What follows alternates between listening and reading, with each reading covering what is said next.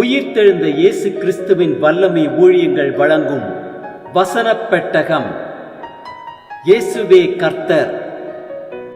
இயேசுவையே தேவன் ஆண்டவரும் கிறிஸ்துவுமாக்கினார். இயேசுவே ராஜாதி ராஜா, கர்த்தாதி கர்த்தா. கிறிஸ்துவே மரித்தோர் மேலும் ஜீவனுள்ளோர் மேலும் ஆண்டவர். கிறிஸ்துவே போதகரும் ஆண்டவருமாயிருக்கிறார். வசனப் பெட்டகத்தின் இந்திய தின கருப்பொருள் தேவன் தரும் பலன். பாகம் 1. தேவன் அவனவனுடைய கிரியைகளுக்கு தக்கதாய் அவனவனுக்கு பலன் அளிப்பார். தேவன் தரும் பலனை குறித்ததான வேத வசனங்களை பார்க்கலாம். கொலோசையர் 3:23-24 வாசிக்கிறோம்.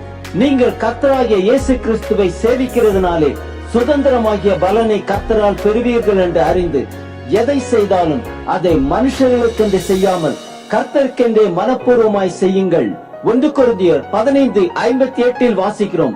ஆகையால் எனக்கு பிரியமான சகோதரரே, கர்த்தருக்குள் நீங்கள் படுகிற பிரயாசம் விருதாவாயிராது என்று அறிந்து நீங்கள் உறுதிப்பட்டவர்களாயும் அசையாதவர்களாயும் கர்த்தருடைய கிரியையிலே எப்பொழுதும் பெருகுகிறவர்களுமாய் இருப்பீர்களாக.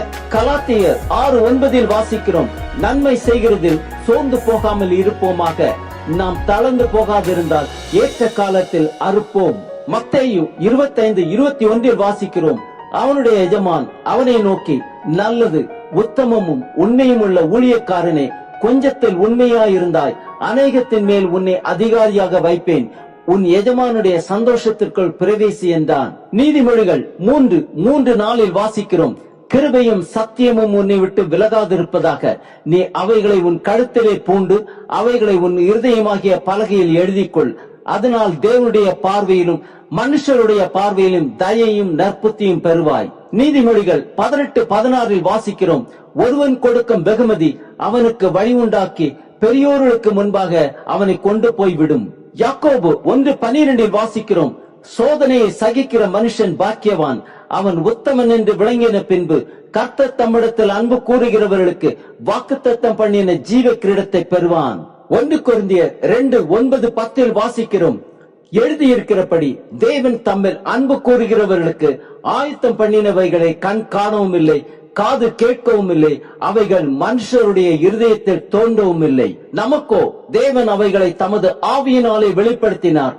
அந்த ஆவியானவர் எல்லாவற்றையும் தேவனுடைய ஆழங்களையும் ஆராய்ந்திருக்கிறார். மத்தேயு 6:2 வாசிக்கிறோம்.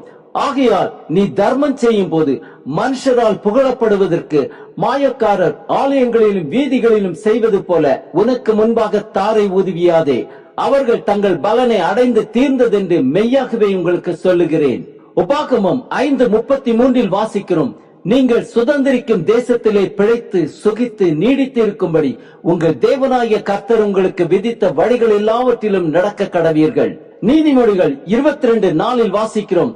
தாழ்மைக்கும் கர்த்தருக்கு பயப்படுதலுக்கும் வரும் பலன் ஐஸ்வர்யமும் மகிமையும் ஜீவனுமாம். லூக்கா 6:38 வாசிக்கிறோம். கொடுங்கள், அப்பொழுது உங்களுக்கு கொடுக்கப்படும், அமுக்கி குலுக்கி சரிந்து விழும்படி நன்றாய் அளந்து உங்கள் மடியிலே போடுவார்கள். நீங்கள் எந்த அளவினால் அளக்கிறீர்களோ அந்த அளவினால் உங்களுக்கு அளக்கப்படும் என்றார். பிலிப்பியர் 3:14 வாசிக்கிறோம். கிறிஸ்து இயேசுக்குள் தேவன் அழைத்த பரம அழைப்பின் பந்தய பொருளுக்காக இலக்கை நோக்கி தொடர்கிறேன். ஆம், தேவன் அவனவனுடைய கிரியைகளுக்கு தக்கதாய் அவனவனுக்கு பலன் அளிக்கிறார். கர்த்தருடைய சித்தத்தை நிறைவேற்றி வாக்குத்தத்தம் பண்ணின ஜீவ கிரீடத்தை பெற்றுக் கொள்வோம்.